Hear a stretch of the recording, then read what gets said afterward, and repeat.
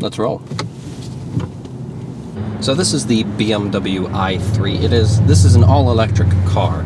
It's what they call their mega city car. It's actually a very compact car. It's very short in length, has very small wheelbase, easy to turn, easy to fit in.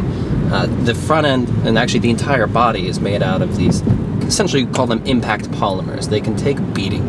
You can push right into it and it's just going to spring right back. So it can take the hassles that come with city driving. You could still probably break it, but it's a lot harder to break and dent and scratch.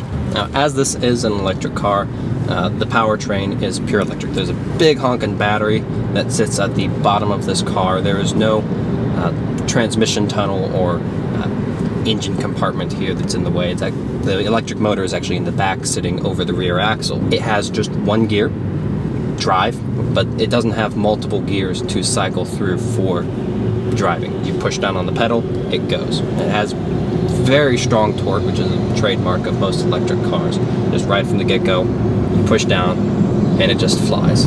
But it also has regenerative braking. Let off the accelerator and the car will slow itself, recuperating any energy that's been lost in the kinetic process. Helps to recharge the car as it's driving.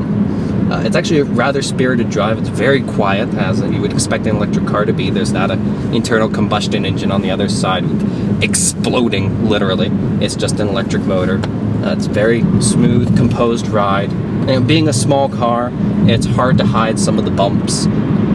And we're actually driving this during rush hour, which is, that's when most of us drive. So this is the ideal situation to test out a car like this. This is the kind of stuff that normal people experience on an everyday and would experience when driving this car in the hyper-urban environments that BMW envisions people owning it in.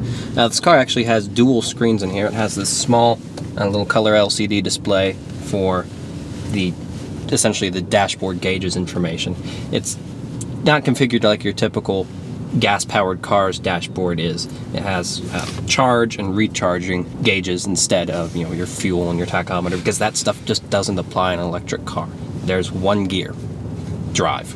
It also has a nice widescreen navigation display that's controlled by this dial right down here in the middle of the dash. You can just spin it to zoom in and out and do all your controls and all that. Now, the interior of this car is actually made of a lot of recycled and sustainable materials. They've got this layered effect going with the dashboard. This is a nice open pore wood. It's not heavily finished.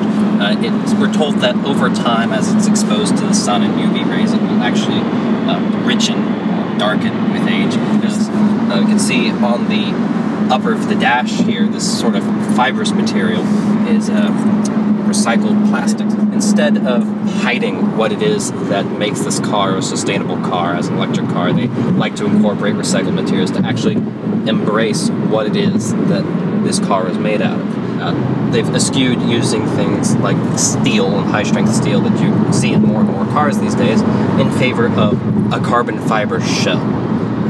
It encapsulates the entire car. They say that it's 50% lighter than a traditional steel body frame, up to 30% lighter than one made out of aluminum, but still just as strong. By having that lighter weight, BMW was able to then reduce the size of the battery, which also makes the car cheaper. Of course, carbon fiber does cost more due to the new manufacturing techniques that they've had to develop to do that, so it's kind of a wash. It costs more to build the car, but you don't have to put as much battery in it. But it does enable the car to have that smaller battery to be able to recharge faster in that same range. We were told that with a proper high amperage charger, you can plug this in and have it recharged to 90% within 30 minutes, and you're back out on the road.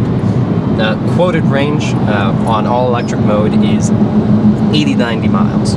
That's not a whole lot, but this is a small car meant to be driven just around the city.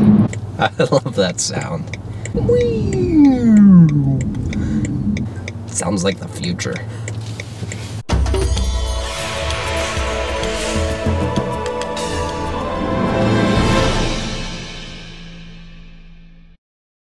Hi, how are you?